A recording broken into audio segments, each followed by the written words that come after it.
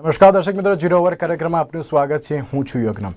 મિત્રો, આપણે zero over કાર્યક્રમમાં વાત કરવાની છે કે જે રીતે અત્યારે હાલ ધર્મ પરિવર્તન માટે અત્યારે હાલ દરેક લોકો કહેતા હોય છે, તેમાં પણ જ્યારે આરએસએસની વાત કરવામાં આવે તેમજ જ્યારે આજની વાત કરવામાં આવે તો જે રીતે ભાજપના નેતા કિરણ રિજિજુ દ્વારા એક મહત્વનું નિવેદન આપવામાં આવ્યું છે કે જે રીતે અત્યારે હાલ હિન્દુઓની સંખ્યા ઘટી રહી છે, તે એક વિવાદિત ટિપ્પણી પણ કહી શકાય. અને તેની સાથે સાથે જો મહત્વની વાત કરવામાં આવે તો ધર્મ પરિવર્તન માટે અત્યારે હાલ ઘણા લોકો અત્યારે હાલ નિવેદનો આપી રહ્યા છે. તેમજ તેમણે એમ પણ કહ્યું હતું કે અત્યારે હાલ હિન્દુઓની સંખ્યા ઘટી રહી છે કેમ કે તેઓ ધર્મ પરિવર્તન નથી કરતા.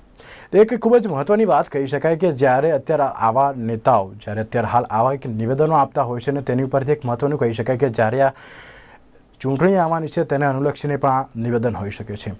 તો શું છે આ નિવેદન અને શું છે આખી ઘટના, જો અમારા વિશેષ અહેવાલમાં.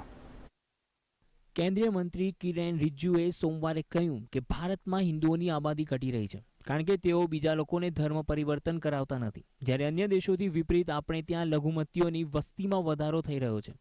રિજિજુના નિવેદન પર વિવાદ સર્જાઈ શકે છે. રિજિજુએ ટ્વિટર પર આવી પોસ્ટ કરી છે. અરુણાચલ પ્રદેશ કોંગ્રેસ કમિટી દ્વારા પીએમ નરેન્દ્ર મોદીની આગેવાની વાળી બીજેપી સરકાર પર અરુણાચલને હિન્દુ રાજ્યમાં બદલાવવાનો પ્રયત્નો કરવાનો આરોપ લગાવાયો હતો. તેના જવાબમાં રિજિજુએ આ નિવેદન આપ્યું છે. કોંગ્રેસના આરોપોનો જવાબ આપતા રિજિજુએ ટ્વીટ કરીને કહ્યું કે કોંગ્રેસ શા માટે આવા બેજવાબદાર નિવેદનો આપી રહી છે. અરુણાચલમાં બધા લોકો એકબીજા સાથે હળીમળીને રહે છે. કોંગ્રેસ આવા ઉશ્કેરણીજનક નિવેદનો આપવા જોઈએ નહીં. ભારત એક ધર્મનિરપેક્ષ દેશ છે. અહીં બધા ધાર્મિક સમૂહો સ્વતંત્રતાથી અને શાંતિપૂર્ણ રહે છે. મોદી સરકારના મંત્રી કિરેન રિજિજુ અરુણાચલ પ્રદેશના રહેવાસી અને બૌદ્ધ ધર્મના અનુયાયી છે. ત્યારે જોવાનું એ રહ્યું કે નેતાઓ દ્વારા વારંવાર ધર્મ ઉપર શા માટે આવી ટિપ્પણીઓ આપવામાં આવતી હોય છે. બ્યુરો રિપોર્ટ, નિર્માણ ન્યૂઝ, અમદાવાદ. તો જે રીતે કેન્દ્રીય મંત્રી કિરણ રિજિજુ દ્વારા એક વિવાદિત નિવેદન પણ આપવામાં આવ્યું હતું અને તેની સાથે સાથે મહત્વપૂર્ણ વાત કરવામાં આવે તો આ એક વિવાદિત નિવેદનની સાથે સાથે એમ પણ કહી શકાય કે અત્યારે હાલ ચૂંટણી આવી રહી છે તેને અનુલક્ષીને પણ હોઈ શકે. તેમજ આ મુદ્દા ઉપર આપણી સાથે ચર્ચા કરવા માટે જોડાઈ ગયા છે અશોક શર્મા, જેઓ શિવસેનાના નેતા છે, તેમજ સંત જ્યોતિર્નાથ જેઓ મહંત છે. જી, આ બંનેનું સ્વાગત છે. તો મહત્વની વાત હું પૂછવા માંગીશ અશોકભાઈ આપણે કે જે રીતે કિરણ રિજિજુ દ્વારા વિવાદિત નિવેદન આપવામાં આવ્યું છે તેને તમે કઈ રીતે જુઓ છો? ના, તમે એને વિવાદિત કહો છો પણ આ નિવેદન વિવાદિત છે નથી, આ સત્ય છે.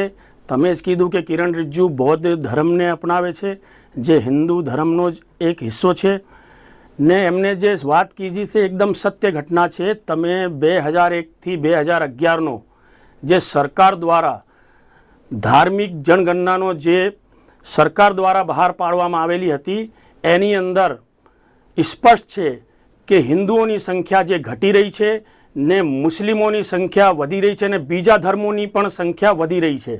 એટલે આ 2011માં સરકાર દ્વારા ધાર્મિક જનગણના દ્વારા બહાર પાડેલું છે. એમાં કોઈ વ્યક્તિગત કે કોઈનો સ્ટેટમેન્ટ નથી. એમને જે કીધું સત્ય છે કે હિન્દુઓની અહીંયા જનસંખ્યા ઘટી રહી છે. કેમ કે હિન્દુઓ ઉપર જ બધા પ્રતિબંધ લગાવવામાં આવે છે, હિન્દુઓ ઉપર ही બધી બળજબરી કરવામાં આવે છે ને બીજા લોકોને વોટની રાજનીતિ દ્વારા એમને પ્રોત્સાહિત કરવામાં આવે છે. એમના માટે અલગ કાનૂન બનાવવામાં આવે છે ને ધર્મ પરિવર્તનને અને છૂટો દોર મળેલો છે, જેના લીધે એ ધર્મ પરિવર્તન કરીને ને બાંગ્લાદેશ ને બીજા જે દેશો છે એમાંથી ઘૂસણખોરી કરીને એમની જે જનસંખ્યા છે એમાં લગાતાર એનો વિસ્ફોટ થતો જઈ રહ્યો છે. બિહાર, યુપી, કેરલા, આસામ, પશ્ચિમ બંગાળ, ત્યાં એમની જબરદસ્ત જે મુસ્લિમોની જે જનસંખ્યા છે વધતી જઈ રહી છે. એનો બે કારણ છે ધર્મ પરિવર્તન ને બાંગ્લાદેશ દ્વારા જે ઘૂસણખોરી ચાલી રહી છે. એ બે કારણોના લીધે આખા દેશની અંદર જે હિન્દુઓની સંખ્યા ઘટતી જઈ રહી છે ને મુસ્લિમો ને ધર્મ પરિવર્તન દ્વારા ક્રિશ્ચિયનો એમની જે જનસંખ્યા વધતી જઈ રહી છે.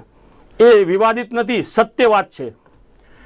સંત જ્યોતિર્નાથ, હું આપણે પૂછવા માંગીશ કે જે રીતે મહત્વપૂર્ણ આજે જ્યારે નિવેદન એક વિવાદિત નિવેદન પણ કહી શકાય કેમ કે જ્યારે ધર્મ પરિવર્તનની વાત આવી રહી છે ત્યારે એક એમ પણ કહી શકાય કે જ્યારે આ ચૂંટણી આવી રહી છે તેને અનુલક્ષીને પણ નિવેદન આપવામાં આવ્યું છે. સંત જ્યોતિર્નાથ, આપનું આમાં શું માનવું છે? ધર્મ પરિવર્તન એ એક જ મુદ્દો નથી અને ધર્મ પરિવર્તનના લીધે આપણી સંખ્યા ઘટી ગઈ છે એને કહેવા કરતાં બી મહત્વનું એવું છે કે આપણે ત્યાં સમાન સિવિલ કોડનો ઉપયોગ થતો નથી અને કુરાન શરીફના આધારિત કાયદા એમની પર ઘડવામાં આવે, મુસ્લિમોને લઘુમતીઓને લાભ આપવામાં આવે. મુસ્લિમ નો કાયદો જુદો, હિન્દુઓનો કાયદો જુદો, આ પ્રક્રિયા અપનાવો. જો મુસ્લિમોના શરીયત પ્રમાણે જો કામ કરવાનું આવતું હોય તો હું કહું કે મુસ્લિમોના શરીયતનો દરેક મુસ્લિમ પર 100% ઉપયોગ કરો. કારણ કે મુસ્લિમોની શરીયતમાં લખ્યું છે કે ચોરી કરે તેનો હાથ કાપી કાઢવો. મુસ્લિમોમાં લખેલું છે કે જે માણસ બળાત્કાર કરે તેને નપુંસક બનાવી દેવો. આ બધાનો અમલ ચાલુ કરો. ખાલી લગ્નની અંદર કે છટકબારીઓ ગોઠવી અને એમને છૂટ આપી આવી રીતે કાયદાનો દુરુપયોગ કરવામાં આવે છે. રિજુજીની વાતને હું ટેકો આપું છું કે હિન્દુ ધર્મની વસ્તી ઘટી રહી છે, પણ આ સરકારના મુસ્લિમ ધર્મને ચરમપોષી કરવાની પદ્ધતિઓના લીધે ઘટી રહી છે. આ કડવી વાત છે. અશોકભાઈ, હું આપને પૂછવા માંગીશ કે જે રીતે મહત્વપૂર્ણ આપણે વાત કરી કે જે રીતે આ વિવાદિત નિવેદન તમે જેમ કહો છો કે આને વિવાદિત નિવેદન તો ના જ કહેવાય, આને સત્ય નિવેદન કહેવાય, પણ જ્યારે વિપક્ષ દ્વારા એક આક્ષેપ કરવામાં આવી રહ્યો છે કે ભાજપ સરકાર તેમજ મોદી સરકાર અત્યારે હાલના જો પ્રમાણેની વાત કરવામાં આવે તો અરુણાચલ પ્રદેશને અત્યારે હાલ હિન્દુ રાજ્ય બનાવવા માંગે છે, તેને આપ કેવું ગણો છો? નહીં, આ એકદમ જે કોંગ્રેસ વાત કરી રહી છે તો એ જેને વિવાદિત કહે છે કે કિરણ રિજ્જુના નિવેદનને જે વિવાદિત કહે છે એ જ સરકારે 2011ની અંદર ધાર્મિક જનગણનાના આધાર ઉપર આપેલા આંકડા છે. તમે આંકડા કાઢીને જુઓ, તેમાં સ્પષ્ટ લખેલું છે કે હિન્દુઓની જનસંખ્યા ઘટી રહી છે ને મુસ્લિમો અને બીજા ધર્મોની જનસંખ્યા વધી રહી છે. એ સરકાર દ્વારા જ બહાર પાડેલા ધાર્મિક જનસંખ્યાના આધારે બહાર પાડેલા આંકડાઓ છે. એટલે એ જે વાતો કરે છે, જે મુસ્લિમોને વોટ બેંક બનાવીને પોતાને સત્તામાં રાખવાના, જે મુસ્લિમોને જે ધ્રુવીકરણ કરીને એ પોતાને સત્તામાં રાખવાના જે પ્રયત્નો છે એના આધારે કહે છે કે અરુણાચલ ને જ્યારે બૌદ્ધ જે કિરણ રિજ્જુ છે પોતે બૌદ્ધ ધર્મને માને છે, તો પણ એ જે સત્ય હકીકત છે એ બહાર એમને કીધું છે, એમાં કોઈ વિવાદાસ્પદ નથી. ને એ જે જનસંખ્યા આધારિત જે ધાર્મિક જનગણના છે એ એમના યુપીએના રાજમાં થઈ હતી 2011ની અંદર, ને એમના દ્વારા બહાર પાડેલા આંકડા છે. સંત જ્યોતિનાથ, હું આપને પૂછવા માંગીશ કે જે રીતે રિજ્જુ દ્વારા નિવેદન આપવામાં આવ્યું છે તેમજ જે રીતે આ બીજા ધર્મ ઉપર આક્ષેપ કર્યા છે તેવું પણ આની પરથી કહી શકાય? હા, ધર્મ પર આક્ષેપ કર્યા છે અને તે કબૂલું રહ્યું, પણ સાથે સાથે એક વસ્તુ યાદ રાખજો કે આપણે ખાલી રિજ્જુજીની વાત એ મંત્રી છે એટલે કહીએ છીએ, પણ પેલા બે જનાબ જે આંધ્રપ્રદેશમાં જોડાયેલા છે, હરિયાબાદના છે, તે અકબર ઓએસિસ બ્રધર, એ ઓએસિસ બ્રધરના જે કારનામા છે ને એ લોકો જે બોલે છે ને તેનો રિજુજીએ જવાબ આપ્યો છે. હું કહું છું કે આ સચોટ જવાબ છે ને આવા જવાબ આપવા જ જોઈએ અને આ જરૂરી છે હિન્દુ ધર્મને બતાવવા માટે. તો આપને એવું લાગી રહ્યું છે કે જે રીતે ઓએસી દ્વારા જે નિવેદન આપવામાં આવ્યું હતું તેના જવાબ માટે જ ખાલી આ નિવેદન આપવામાં આવ્યું છે? આ ક્લિયર કટ ફંડા છે. ત્યાંના રાજકારણની પ્રક્રિયા પ્રમાણે ઓએસિસના પ્રમાણે ઓએસિસ જે પ્રમાણે લોકોને ભડકાવ કરે છે અને લોકોને ગેરમાર્ગે દોરે છે, લઘુમતી કોમના લોકોને પણ ગેરમાર્ગે દોરે છે, એવા આ ઓએસિસના નિવેદન સામે આ એક જડબાતોડ જવાબ છે અને તે જરૂરી પણ છે. અશોકભાઈ, હું આજ તમને પ્રશ્ન પૂછવા માંગીશ કે જે રીતે ઓવેસી દ્વારા જે આ નિવેદનનો એક જવાબ આપવામાં આવ્યો છે, કિરણ રિજ્જુ દ્વારા જે આ નિવેદનનો જવાબ આપવામાં આવ્યો છે, તેને આપ કઈ રીતે ગણો છો? ને ભલે એમનું જે પણ હોય, પણ એમને જે પણ વાત કીધી છે સત્ય વાત કીધી છે. કેમ કે તમે જુઓ, જ્યારે દેશ આઝાદ, ધર્મના આધાર ઉપર આપણો દેશ આઝાદ થયો હતો ને મુસ્લિમોએ પાકિસ્તાન માંગ્યો હતો ને આપણા લોકો માટે હિન્દુસ્તાન, પણ પછી ત્યારે જે લોકોને આપણે અહીંયા રાખી લીધા હતા એ લોકો ત્યારે 2.5 કરોડમાં હતા ને એમની જનસંખ્યા આજે 20 કરોડ થઈ ગઈ છે ને એ લોકો 10 ગુણા વધી ગયા છે ને હિન્દુઓ 2 થી 2.5 ગણા જ થયા છે. એટલે ચોખ્ખો દેખાય છે કે બે જે રીતે એમની જે જનસંખ્યા વધી રહી છે એની સામે પાકિસ્તાનમાં 22% લોકો આપણે હતા ને આજે આપણે 1% પણ ત્યાં હિન્દુ નથી.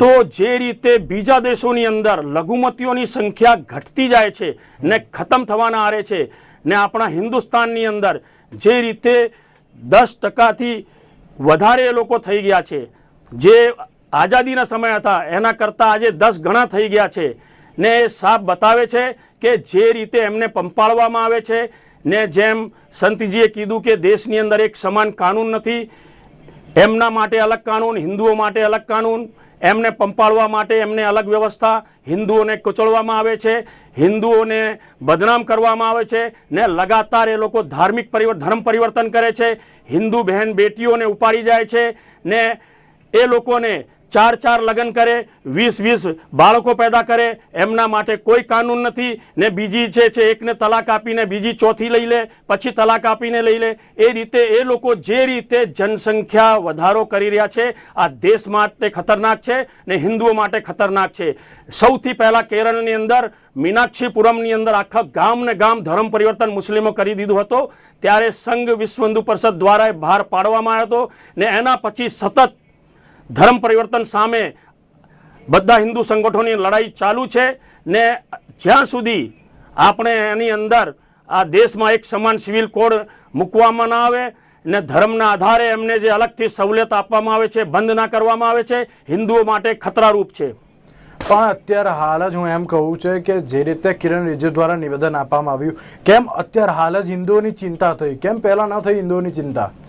ના, લગાતાર પ્રયત્નો થતા જ રહે છે હિન્દુ સંગઠનો દ્વારા, ને જે હિન્દુઓના હિતમાં કામ કરે છે એ લોકો દ્વારા સતત પ્રયત્ન થતા રહે છે, ને એમની સામે આપણે જડબાતોડ જવાબ આપીએ પણ છે.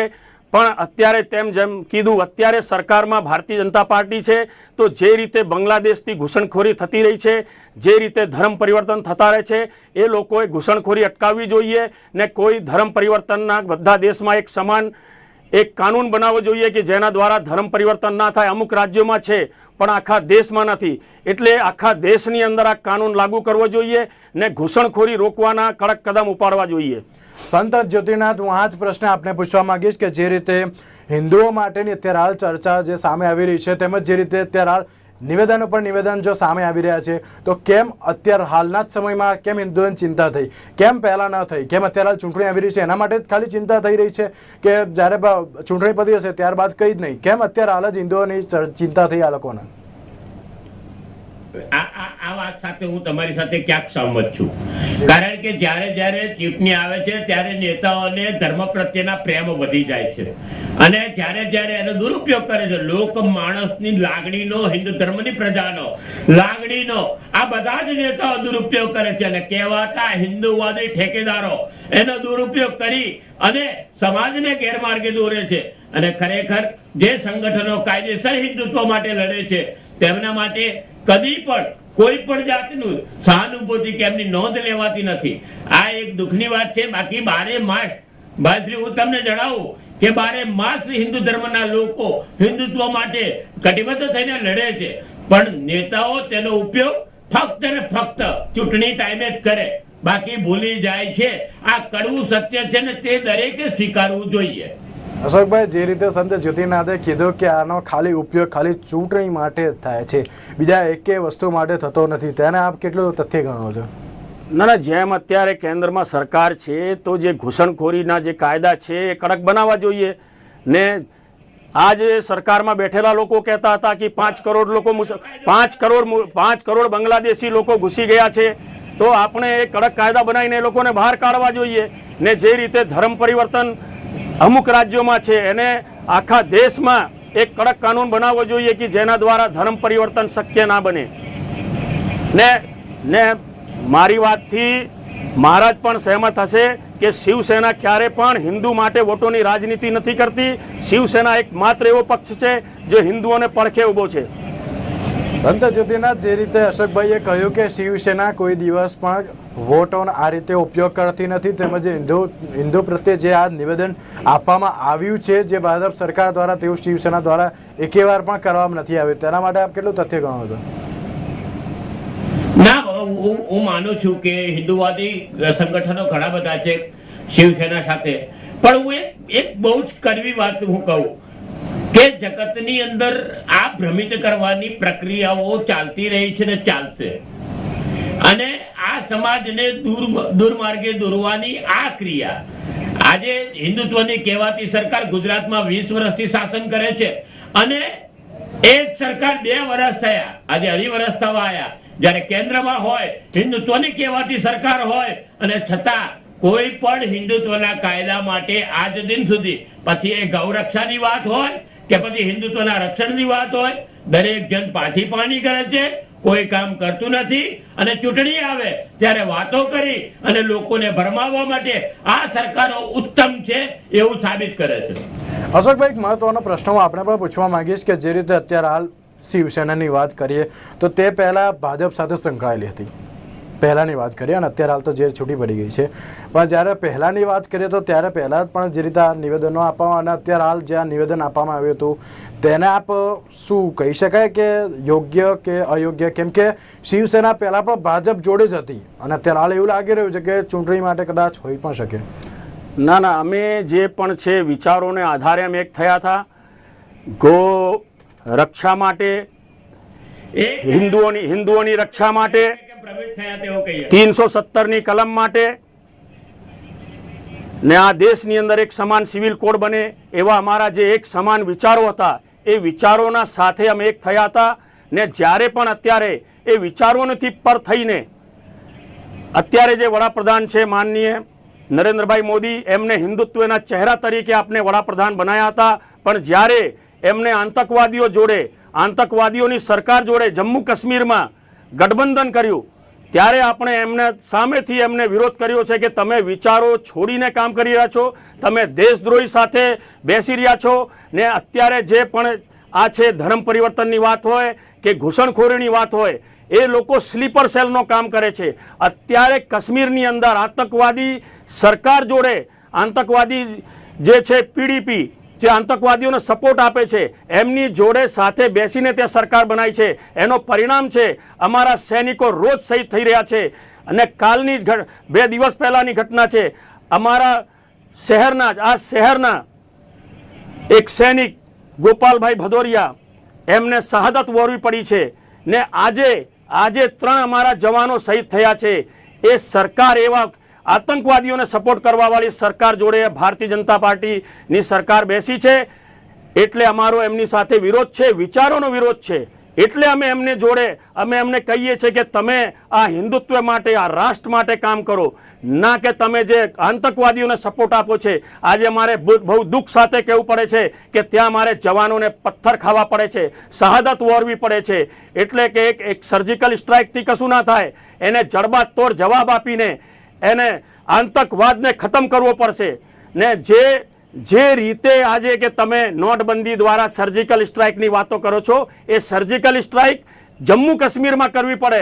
ક્યાં સુધી અમારા જવાનો, ક્યાં સુધી આતંકવાદને દ્વારા અમારા જવાનો સહિત, જો યુદ્ધના મેદાનમાં, જેમ અમારા જે ગોપાલભાઈ છે એમના કાકાએ સાચી વાત કીધી હતી, કાલે મેં એમનો ઇન્ટરવ્યૂ જોતો હતો કે સરહદ ઉપર જો અમારા દીકરાઓ શહીદ થતા હોય તો બહુ ગૌરવની વાત છે, પણ આતંકવાદીઓ દ્વારા અમારા દેશની અંદર એમને શહાદત વહોરવી પડે, આ દેશની સરકાર માટે શરમજનક છે. અશોકભાઈ, જે રીતે આપણે કહ્યું કે અત્યારે હાલ જે આ શહાદત જે વહોરવી પડી તે એક શરમજનક વાત છે, તો શું લાગી રહ્યું છે કે જે રીતે ચૂંટણી માટે જે આ નિવેદન આપવામાં આવ્યું, અને તેની સાથે સાથે જો વાત કરવામાં આવે તો શું આખા દેશમાં બીજેપી હિન્દુત્વનો એટલે કે હિન્દુ રાષ્ટ્રના એજન્ડાથી કામ કરી રહી છે? લાગી રહ્યું છે આપને એવું? ના, આ દેશ હિન્દુઓનો દેશ છે. આ દેશમાં જે લોકો પણ બસે છે બધા હિન્દુઓ છે. આ રાષ્ટ્ર માટે, આ રાષ્ટ્રના ઉત્થાન માટે, અહીંથી આતંકવાદને ખતમ કરવા માટે, એક સમાન સિવિલ કોડ માટે, 370ની કલમ હટાવવા માટે, આ બધા મુદ્દા ઉપર આપણે આ દેશની અંદર ભારતીય જનતા પાર્ટીની સરકારને આ દેશની જનતા લાવી છે. ને આ દેશની જનતા એમની સામે જોઈ રહી છે કે ક્યારે આ લોકો આ જે વિચારો છે, આ જે મુદ્દાઓ છે, રામ મંદિરનો મુદ્દો છે, અયોધ્યાની અંદર ભગવાન રામનું મંદિર બનાવવાનો મુદ્દો છે, આ બધા મુદ્દા ઉપર એમના માટે જ આ કેન્દ્રમાં એમની સરકારને બેસાડ્યા હતા. ને અત્યારે એક પણ મુદ્દા ઉપર એમને યોગ્ય કદમ અત્યાર સુધી ઉઠાવ્યું નથી. એટલે એમનાથી આખા દેશની જનતા હિન્દુત્વ નિરાશા તરફ જઈ રહી છે. સંત જ્યોતિનાથ, હું આપણે પૂછવા માંગીશ કે જે રીતે અત્યારે હાલ બીજેપીની વાત કરીએ તો બીજેપી અત્યારે હાલ હિન્દુ રાષ્ટ્ર બનાવવા માટેના એજન્ડા ઉપર અત્યારે હાલ કામ કરતી હોય, આપને પણ એવું લાગી રહ્યું છે? ના, મને નથી લાગતું. કેમ નથી લાગતું? કારણ કે એક ઈંટ અને 1 રૂપિયો રામ મંદિરની વાતો કરી હતી, પછી કાશ્મીરમાં એમનું શાસન, અત્યારે તો કાશ્મીરમાં એ લોકો ભાગીદાર છે સરકારમાં, તો પણ ISI અને પાકિસ્તાનના ઝંડા ફરકતા હોય, સરકાર કઈ પગલા ના લઈ શકતી હોય, કેન્દ્ર સરકાર પાયમાલ સાબિત થાય છે વારંવાર. કેન્દ્ર સરકાર વાતો કરે છે, રિઝલ્ટ દેખાતું નથી. એટલે મને નથી લાગતું કે આ હિન્દુત્વની વાર્તા છે. આ શિવસેનાની વાત કરી તો મને આનંદ થયો કે શિવસેના ભ્રમિત થયું હતું, તેને જ્ઞાન થયું કે આ લોકો આપણને પ્રજાને ભ્રમિત કરે છે. અને હું શિવસેનાની માટે બિરદાવું છું કે એમને ભણાન થતા, એમને જ્ઞાન થતા અને તેમને આ છેડો ફાડી નાખ્યો. ખરેખર આમની વિચારધારા લોકોને મૂર્ખ બનાવવાની છે, એવું આપના મંચથી ખુલ્લા શબ્દોમાં કહું છું. અશોકભાઈ, હું આપણે એક પૂછવા માંગીશ કે જે રીતે અત્યારે આ શિવસેનાની આપણે વાત કરીએ, તમે જે રીતે શિવસેનાના નેતા છો, શિવસેના શેમાં માની રહી છે અત્યારે, હિન્દુત્વમાં કે ધર્મ પરિવર્તનમાં? નહીં, ધર્મ પરિવર્તન જે રીતે આ દેશમાં થઈ રહ્યો છે, મુસ્લિમો દ્વારા, ક્રિશ્ચિયનો દ્વારા જે રીતે આ દેશની અંદર ધર્મ પરિવર્તન થઈ રહ્યો છે, એક ષડયંત્રના ભાગરૂપે, કે જે રીતે હિન્દુઓની સંખ્યા અહીંયા ઘટતી જાય ને એક દિવસ એ લોકો કે જે રીતે એમની જનસંખ્યા વધતી જાય ને રાજનીતિક પાર્ટીઓ તલપાપડ થઈને એમના કંધા ઉપર લઈને વોટ બેંક બનાવીને દેશમાં શાસન કરે, એ જે સપના એ લોકો રાચી રહ્યા છે, એ સપના શિવસેના ક્યારે એમના પૂર્ણ થવા દેશે નહીં. કેમ કે આ દેશના માટે બહુ ખતરનાક વાત છે. આ હિન્દુઓનો દેશ છે, હિન્દુઓ માટે એકમાત્ર દેશ છે ભારત, એના સિવાય ભારતને બીજો કોઈ દેશ નથી. એટલે આ દેશની અંદર હિન્દુત્વની સુરક્ષા માટે, હિન્દુત્વના ઉત્થાન માટે શિવસેના પોતાના પ્રયત્નો ચાલુ રાખશે. પણ અશોકભાઈ, ધર્માંતરણ જે અત્યારે હાલ ચાલી રહ્યું છે, કેમ કારણ અત્યારે હાલ ધર્માંતરણનું આવે છે? કેમ કે તે RSSનું એજન્ડા છે ધર્માંતરણ. તો ના, જે લોકોને ધર્માંતરિત કરવામાં આવે છે લોભ લાલચ દ્વારા, જ્યાં એ લોકોની સંખ્યા વધી જાય ત્યાં દાદાગીરી દ્વારા, મુસલમાનો દ્વારા એમનો જે એજન્ડા છે, એમનો રાષ્ટ્ર એજન્ડા નથી, એમનો એજન્ડા છે ઇસ્લામ. તો જે પણ રાષ્ટ્રમાં રહેતા હોય પણ એ ઇસ્લામનો એજન્ડાનો પાલન કરે છે. આ ભારતના જ મુસલમાનો આવો કરે છે. બાકી બીજા દેશોના મુસલમાન છે એ ભલે ઇસ્લામિક હોય પણ પોતાના રાષ્ટ્ર માટે વફાદારી રાખે છે. પણ આ દેશમાં મુસલમાનો આ દેશનું ખાઈને, આ દેશમાં જન્મીને એમને ભૂતકાળમાં જઈશું તો એ પણ ક્યાંક ના કે હિન્દુમાંથી મુસલમાન બનેલા લોકો છે. તો આપણે એ લોકો આપણી જે વિચારધારા છે એમાં આવે એના માટે પ્રયત્નો છે. આપણે ક્યારેક પણ ધર્મ પરિવર્તન કોઈનું કરતા નથી ને એ લોકો જે ધર્મ પરિવર્તન કરે છે એને આપણે રોકવાના પ્રયત્નો કરીએ છીએ. એટલે આપણે એવું લાગી રહ્યું છે કે અત્યારે જે ભારતમાં જે મુસલમાનો છે તેમના દ્વારા જે રીતે આ અત્યારે ધર્માંતરણનું કારણ થઈ રહ્યું છે. નહીં, જે ઇસ્લામનો એજન્ડા લઈને આ દેશનું ખાય છે, આ દેશમાં પેદા થયા છે, આ દેશમાં જ એમનો જન્મ ને મરણ થવાનો છે, તો પણ જે એક રાષ્ટ્રનો એજન્ડા લઈને નહીં પણ ધર્મનો એજન્ડા લઈને ચાલી રહ્યા છે, એનો આપણો વિરોધ છે. ને એ ધર્મના આધારે એ લોકો સ્લીપર સેલ બનીને ઇસ્લામની વાતો કરવાવાળા જે આતંકવાદીઓ છે એમને આ દેશની અંદર બેસીને સ્લીપર સેલ એ લોકો પૂરો પાડે છે, એનો આપણો વિરોધ છે. સંત જ્યોતિનાથ, હું આ જ પ્રશ્ન આપણે પૂછવા માંગીશ. જે રીતે અત્યારે હાલ અશોકભાઈએ કહ્યું કે જે મુસલમાનો અત્યારે હાલ ભારતમાં જ રહે છે, પણ ભારતમાં અને તેઓ મરવાના પણ ભારતમાં છે અને ભારતનું તેઓ ખાય છે, તો પણ તેઓ ઇસ્લામને લઈને જે રીતે અત્યારે હાલ આવા કાર્યો પણ કરી રહ્યા છે, તેમાં ધર્માંતરણ જે રીતે કરી રહ્યા છે, તેમાં પણ હિન્દુમાંથી જ અમુક એવા મુસલમાન પણ બન્યા છે, તેવું અશોકભાઈનું કહેવું છે. તો તેને આપણે કઈ રીતે જોશો?